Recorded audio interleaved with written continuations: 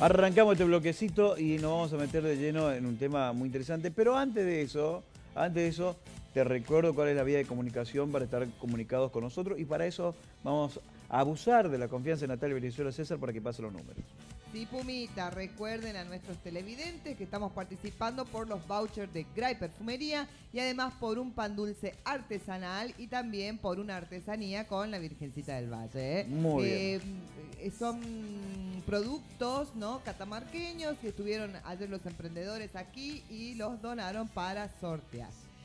Tienen que comunicarse al 38 34 39 09 22. Manden mensajito de WhatsApp o texto indicando que por qué premio participan, últimos números del DNI y nombre completo. Perfecto, muy bien. Vamos a hablar de temas muy interesantes que tienen que ver con patologías. Algunas, ya lo vamos a ir definiendo, ¿no? Pero algunas son relativamente nuevas porque tienen que ver con nuevas formas o cuestiones culturales nuestras. Pero antes que nada le vamos a dar la bienvenida al doctor Carlos Fernández, quien es titular de Central Nova, Centro de Cirugía de Mano y de Miembros Superiores. Doctor, ¿cómo le va? ¿Cómo anda? ¿Qué tal? ¿Cómo te va, Puma? Muy bien. Yo pasaba por acá y digo, es un buen momento para hablar de algunas cuestiones que se pueden dar en esta fiesta, ¿no? Que principalmente que tiene que ver con el uso de la pirotecnia, sobre todo los más chiquitos. Doctor, ¿se enciende alguna luz de alarma, digo, en usted, sabiendo que llegan estas fechas? Bueno, mira, nosotros lamentablemente hemos tenido experiencias en el transcurso de todos los años con lesiones provocadas por la pirotecnia. Incluso, vamos a decir, hemos tenido lesiones digamos, en algunos casos por las pirotecnias que se usan en las manifestaciones, digamos, Claro. fuera de temporada, digamos, Sí. de uso de pirotecnia.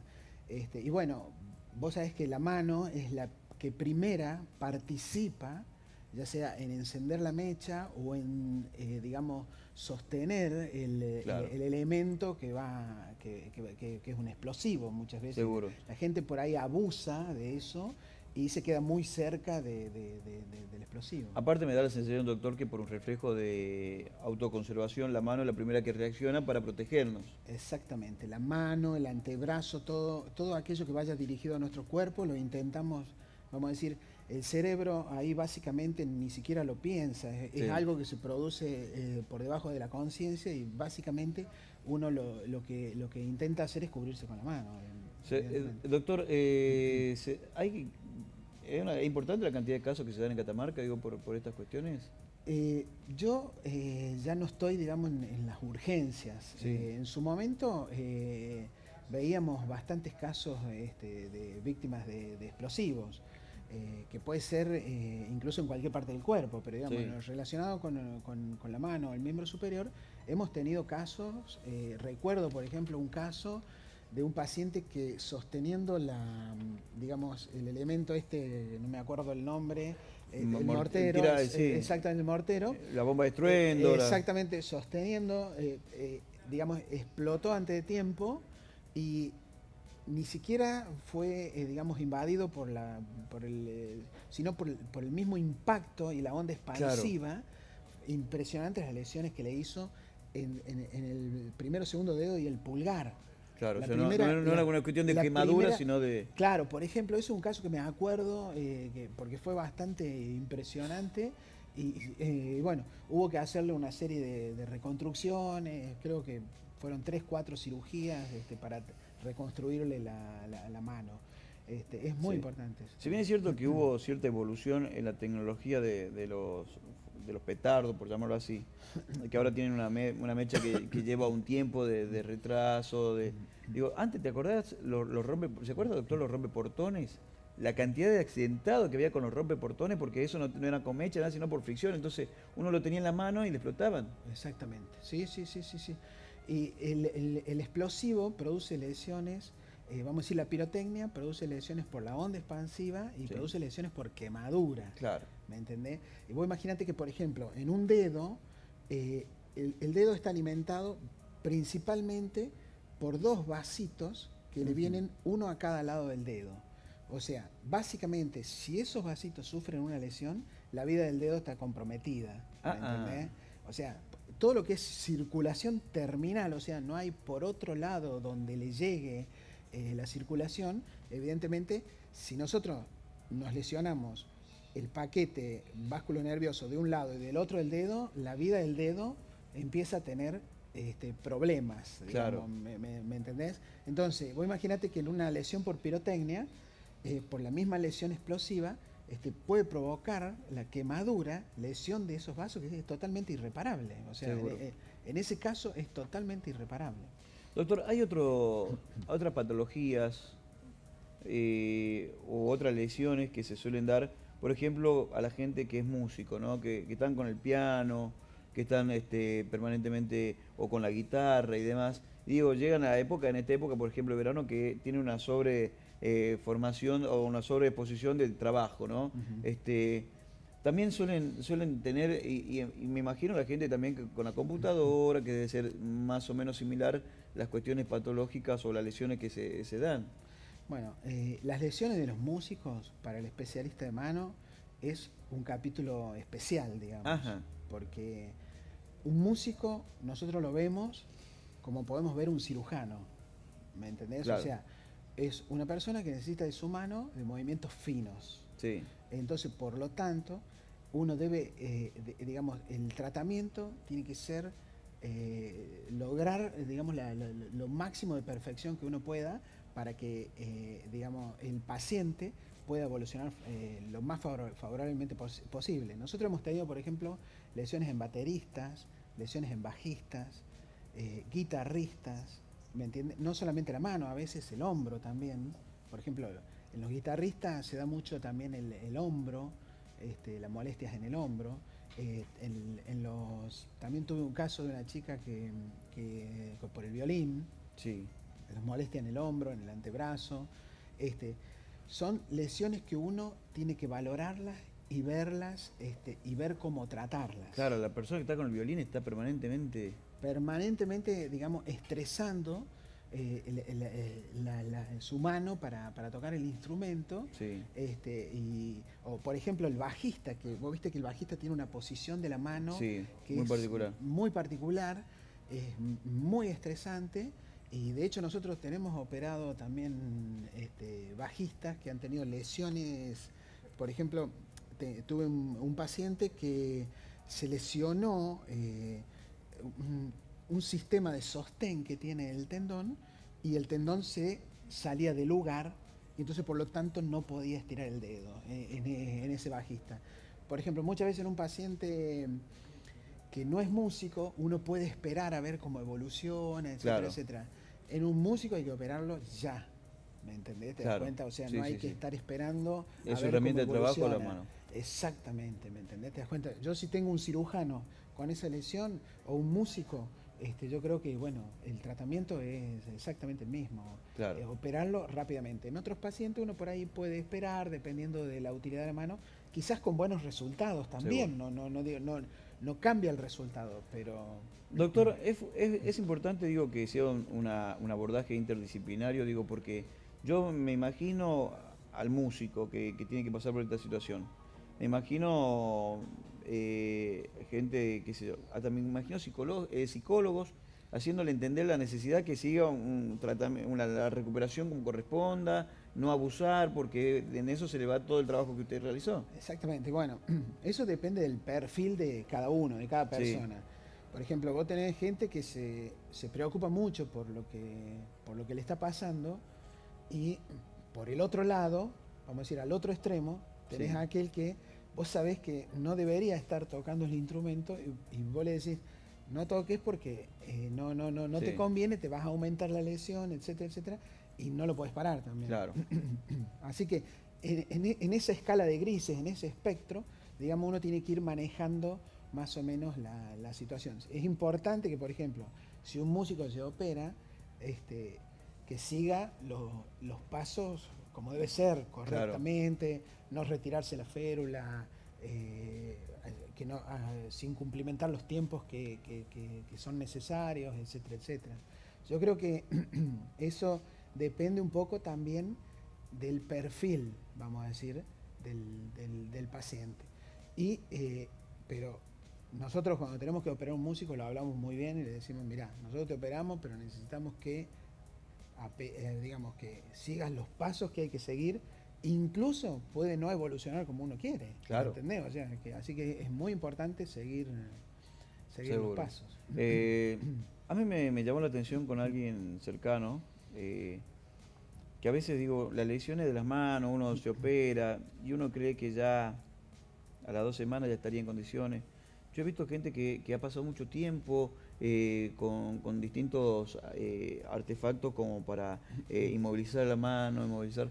Digo, por ahí no nos damos cuenta y no valoramos nuestros tendones, nuestras articulaciones, lo que eso significa para volver a tener una buena movilidad. Es increíble, uno no se da cuenta, pero vamos a decir, es increíble la incapacidad que da un dedo rígido, por ejemplo. Es increíble, sea en flexión o en extensión. Y es todo un tema resolverlo, no es fácil, y es un mecanismo que tiene que funcionar a la perfección. Entonces yo creo que es muy importante que nosotros los cirujanos que nos dedicamos a esto, nosotros tenemos un grupo de cirujanos, ¿no es cierto?, que nos dedicamos a esto, donde discutimos el caso, lo vemos, lo charlamos, es como que lo operamos antes de operarlo. Claro. ¿Entendés lo que te estoy diciendo? Sí, sí, sí. Entonces, para eso uno tiene que invertir tiempo para mejorar el resultado. Y esa inversión de tiempo tiene que ser, yo creo que es un aspecto importante, que por ahí el paciente no lo ve. Muchas veces uno le dice, déjenme los estudios y bueno, y después uno invierte su tiempo en ver esos estudios, leer nueva bibliografía, sí. Comprar libros, ayornarse de lo nuevo. Exactamente, sí. Ver, discutirlo acaso, ver artículos nuevos. Nosotros tenemos, por ejemplo, ahí en nuestro centro, acceso a revistas como el Journal Hand Surgery, que nosotros accedemos, incluso podemos ver artículos que se han publicado básicamente esta semana. Si claro. Queremos, ¿me entendés? Doctor, también me da la sensación, bueno, esto pasa en general con todos los médicos. La regla no es exclusiva de los miembros superiores o de los brazos, de las manos, ¿no? Digo, a veces tenemos la dolencia y nos duele y nos friccionamos y nos ponemos un guento de esto, nos ponemos hielo, nos ponemos lo otro y no vamos al especialista. Y a veces estamos generando una contra y que a veces el factor tiempo no hubiera favorecido. Sí. Mirá, yo creo que en las patologías de las manos cualquiera puede diagnosticar o tener una idea. Nosotros cuando tenemos la formación en medicina vamos entendiendo los mecanismos y podemos llegar a un diagnóstico. El tema es que cuando vos abrís la puerta de una especialidad te encontrás con un mundo totalmente diferente al que vos venías viviendo anteriormente. Yo creo, por eso creo que básicamente hoy la importancia, yo creo que esto va a ser peor para futuro porque digamos, van a haber ultras especialistas de ese tema, pero yo creo que ya, por ejemplo, uno parece que podría estudiar menos porque es especialista en manos. Sí, no, para al nada. Contrario, por algo es una especialización. Contrario, o sea, es un mundo aparte donde uno se da cuenta que hay un sinfín de métodos, de patologías y de tratamientos que investigar, que ver. Y una de las cosas que tiene, por ejemplo, la cirugía de la mano, que tiene una parte que es artesanal, digamos así, que es una parte que vos podés ponerle como cirujano, digamos, más allá de vos leer los artículos, qué sé yo, se te cortan 4 o 5 tendones, ¿me entendés? Más 2 nervios, esto que en la cirugía, si bien vos ya tenés un protocolo, ¿me entendés? Pero a veces no lo podés cumplir, ¿me entendés? Sí. Porque el nervio no llega, porque el tendón está corto, etcétera, etcétera. Y ahí empieza toda esta cosa que uno es lo que va sacando muchas veces de uno ver a otros cirujanos, de charlar con otros cirujanos, de ir a los congresos, ¿me entendés? Invertir tiempo en los congresos y dinero, que es mucho, te puedo asegurar que es mucho, ¿me entendés? Tiempo y dinero, para lograr muchas veces decir, bueno, lograr que que a lo mejor un caso que vos tenés que resolver, lo puedas resolver como corresponde, Claro. digamos, y tratar de que ese paciente se recupere de su patología, ¿me entendés? Seguro. ¿Te das cuenta? Doctor, hablábamos en la presentación, hablábamos de lo que serían nuevas, entre comillas, porque usted me aclaró que no es nuevo, sino que ya viene de un tiempo, pero que tiene que ver, por ejemplo, con el uso de los celulares, ¿no? Que esto también ha generado toda una amalgama de lesiones que son mucho más frecuentes de lo que uno cree. Totalmente. Vamos a decir, el advenimiento de los celulares lo que hizo fue, digamos, estresar Sí. mucho más la mano del paciente y, por ejemplo, darle una tarea al pulgar que es prácticamente, digamos, insostenible, porque la sobrecarga que tiene el pulgar para mandar mensajes es Sí. total. Entonces, nosotros vemos las mismas patologías que, por ejemplo, podríamos ver a un paciente de 40, 50 años, como por ejemplo una risartrosis del pulgar, que es una lesión que está en la base del pulgar. Ajá. Nosotros vemos una sobrecarga del pulgar en pacientes de 20 años, 25 años, etcétera, etcétera, por, digamos, el excesivo uso del celular. Túneles carpianos que aparecen a temprana edad, que ya no es tan así, digamos, si bien el túnel carpiano, por ejemplo, siempre uno lee la literatura y dice es más frecuente en la mujer, por Sí. encima de los 40 años, etcétera, etcétera. Pero uno se da cuenta que, digamos, por el excesivo estímulo y el estrés al que está sometido la mano y sobre todo el pulgar, puede generar tendinitis, sinovitis, dolores articulares, dolores en las pequeñas articulaciones, enfermedades de Kerbein, que es una enfermedad que es una tendinitis que es bastante que produce bastante impotencia. Ajá. Así que, o sea, genera un sinfín de patologías que es, sobre todo, por la sobrecarga que tiene el pulgar. Claro. Ten en cuenta, Puma, que el pulgar no fue hecho, vamos a decir, para tener esa sobrecarga total. Para mandar 500 mensajes por al día. No, para Claro. nada, absolutamente no. Seguro.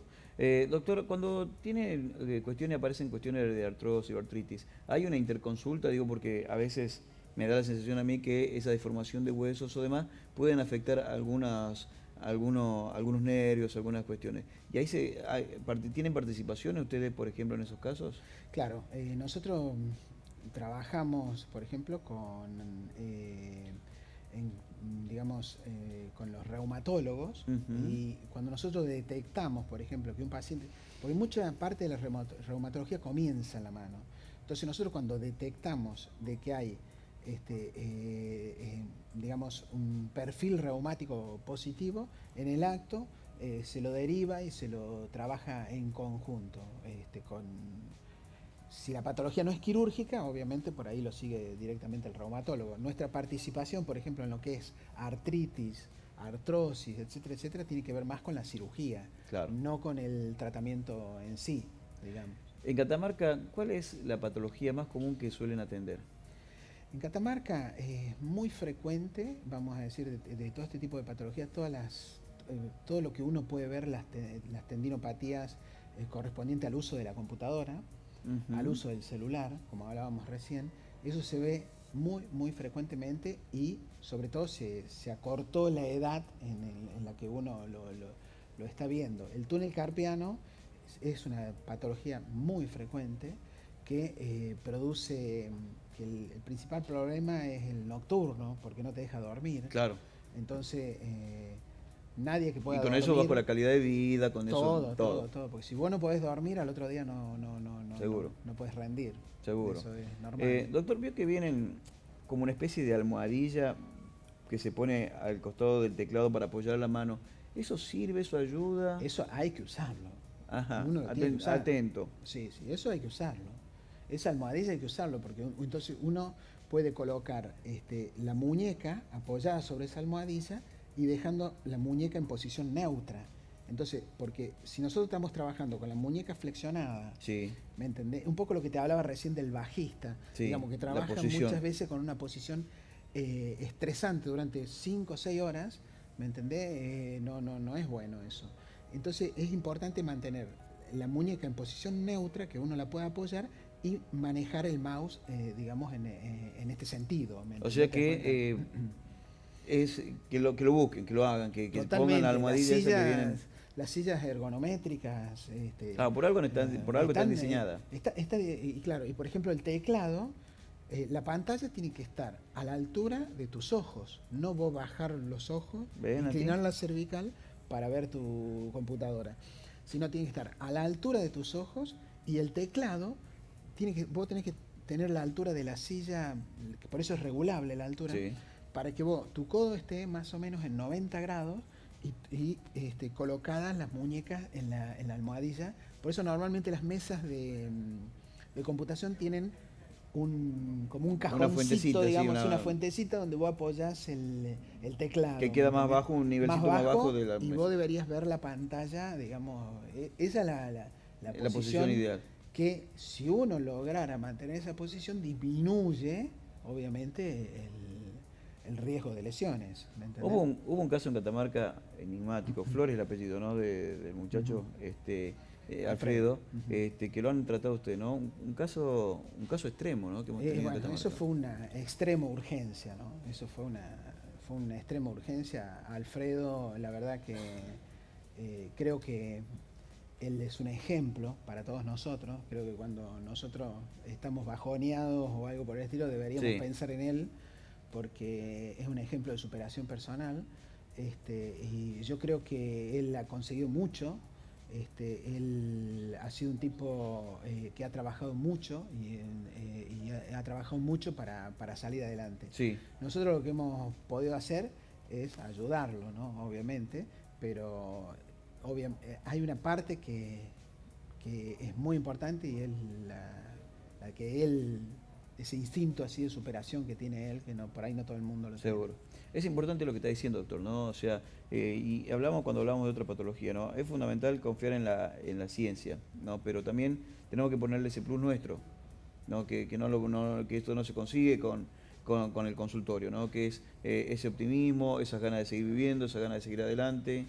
Mirá, la Organización Mundial dice que la depresión produce una baja de las defensas, y que eso evidentemente te predispone a tener cualquier tipo de enfermedad, incluso banal, desde un resfrío hasta cualquier otra cosa.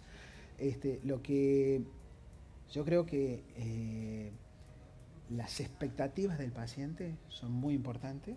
Yo he tenido casos, por ejemplo, he operado pacientes que le tengo que andar yo atajando de que no agarren las cosas con la mano operada, ¿me entendés? Sí. ¿Te das cuenta? Porque ellos, no, ya estoy bien, Seguro. ¿te das cuenta? Al otro extremo, vamos a decir, donde tiene dolor y no lo podés, te cuesta, ¿me entendés?, sobrellevar esa situación. Ahí estamos justo viendo parte de lo que ha sido el tratamiento, postoperatorio, ¿no? Un hecho que nos llena de orgullo, porque digo, si bien es cierto que acá hubo una participación también muy interesante de la gente del Hospital de Tucumán, creo. Sí, Tucumán. Pero digo, los primeros auxilios, la gente del Hospital San Juan Bautista, después el tratamiento posterior acá en Catamarca, nos da tranquilidad saber de que tenemos acceso a esta tecnología. Está bien. Nosotros, por ejemplo, todo lo que es reimplante, vamos a decir, tiene un costo muy alto, ¿entendés? Y nosotros hemos hecho reimplantes acá en Catamarca, hemos hecho micro reimplantes, pero tenemos que tener en cuenta que tiene un costo muy alto, y no solo económico, sino un costo físico y mental de todos nosotros, porque hemos tenido, qué sé yo, en el caso que nosotros reimplantamos acá, tuvimos 5 o 6 horas de cirugía. Claro. ¿Entendés? ¿Te das cuenta? Y hay un costo. Yo creo que la capacidad, vamos a decir, y las ganas de nuestro equipo de poder hacerlo está, pero hoy no se puede realizar. O sea, no podemos depender de las circunstancias. ¿Me entendés? ¿Te das cuenta? Yo creo que el caso que nosotros hicimos acá, o el par de casos que nosotros hicimos acá, porque no hicimos mucho, fue porque las circunstancias se dieron. Claro. ¿Me entendés? Pero no podemos depender de las circunstancias. Nosotros siempre hemos intentado ir un poco más allá, y prepararse para el reimplante. Pero eso tiene un costo que acá no se paga. Claro, y sí, es complicado. Uh-huh. Doctor, ¿a dónde funciona Central NOA para aquellas personas que quieran hacer alguna consulta? Central NOA es un centro, un pequeño centro donde agrupa a médicos que les gusta y aman la cirugía de la mano. Nosotros contamos con los doctores, las doctoras Ana Venegas, Uh-huh. que también es ortopedista infantil, la doctora Cintia Bustamante, que ella se agregó a nuestro grupo hace un tiempo y ella está en este momento en el posgrado de cirugía de la mano, de los cuales yo estoy orgulloso de ellas, de que puedan estar haciendo esto y disfrutando y haciendo lo que uno le gusta. Seguro. Después está el doctor de la Barrera, que está de años conmigo, hace un montón de tiempo que él está conmigo, un gran amigo, un tipo que a nosotros nos ha ayudado muchísimo. Y bueno, después tenemos el departamento de imágenes manejado por la doctora Pérez Micucci, todo lo que es ecografía musculoesquelética y radiología solamente musculoesquelética, que es un aspecto importante porque vos, digamos, no haces de todo, Ajá. sino solamente eso. Y es lindo que cuando vos decís, pasaron 5 años y estoy haciendo solamente esto, Seguro. y vos notás la diferencia, ¿viste? ¿Me entendés? Te das cuenta yo creo que de esa especialización. Claro, es decir, claro. Por ejemplo, la ecografía musculoesquelética, ¿viste? Claro. Pum, eso, ¿me entendés? No es lo mismo que la ecografía del abdomen, pero entonces yo creo que eso es importante, o sea, ver qué es lo que te hace especialista, hacer siempre lo mismo. Seguro. ¿Me entendés lo que te quiero decir? Seguro, o sea, sí. Yo creo que eso es o sea, yo estoy agradecido de ellos, y si me dejas decir algunas cosas, sí. Estoy agradecido de toda la gente que nos ayudó a nosotros, desde motivarnos a que sigamos, desde gente que a lo mejor sin querer, digamos así, nos ha dado una mano en tratar de seguir con esto y tratar de ofrecer digamos un sistema que yo creo que está funcionando, ¿me entendés? Que es esto que tiene que ver con la parte de la cirugía de la mano. Yo creo que la consulta del especialista es, como hablaste vos al principio, es muy importante. Sí. Y bueno, y a mí la verdad que lo único que me gustaría decirte hoy es agradecerles a todos, a los pacientes que confían en nosotros, que confiaron ya también algunos hace muchos años. Hay gente que nosotros le dijimos, mire, nosotros esta es la primera vez que vamos a hacer esta cirugía, porque es así, o sea, no le vamos a mentir, ¿me entendés? ¿Te das cuenta? Sí. Nosotros, esta es la primera vez que vamos a hacer este colgajo, y bueno, y así fuimos, y lo fuimos haciendo coberturas, etcétera, etcétera, y yo creo que hay que ser realistas, y eso que nosotros hacemos acá pasa en todos lados, ¿me entendés? O sea, es totalmente normal. Agradecerle al anestesista que hace mucho tiempo que está conmigo también, que me ha aguantado todo este tiempo, a Nilda Cesenarro, que es una gran amiga y yo la quiero mucho, la aprecio mucho. Agradecer a mi familia, mis ausencias, digamos, de todo tipo, de esperarme a comer y que no llegue, mi hija que quiere que la lleve al colegio y no estoy. Son cosas duras. Seguro. Y bueno, yo lo único que quiero es eso, agradecer a toda la gente que está conmigo y ojalá podamos seguir todos juntos para poder brindarle a la gente lo mejor que nosotros podemos tener. Seguro. Doctor, ¿me reitera entonces la ubicación, el lugar, la dirección de Central NOA? La dirección de Central NOA es Prado 105. Es Prado y Caseros. Bien. Es un centro chiquitito que contamos con radiología, ecografía, Verónica, mi secretaria, que también le quiero agradecer, y Verónica, Cintia Leiva, todos, Mariana, que es la que hace computación, a todos. Por eso te digo, es un Sí. grupo, Un equipo de trabajo. es un equipo de trabajo. Bien. Que bueno, es importante. Doctor, desearle que tenga una feliz Navidad, que toda la totalidad del equipo no tenga que trabajar sobre ningún niño Ojalá. con cuestiones de la pirotecnia, que tengan un lindo año con muchos desafíos, y muy agradecido por todo este tiempo que nos ha brindado a nosotros también. No, por favor, yo estoy muy agradecido que ustedes me hayan invitado y creo que sí, en esta época el mejor consejo que podemos dar es que se cuiden con la pirotecnia, que se alejen de los explosivos, sobre todo los niños que no conocen por ahí el riesgo. Y bueno, y agradecerte a vos, Puma, a todo el equipo, a la producción, y desearles, por supuesto, una feliz Navidad y un feliz Año Nuevo y que en el futuro sean mejores. Ojalá.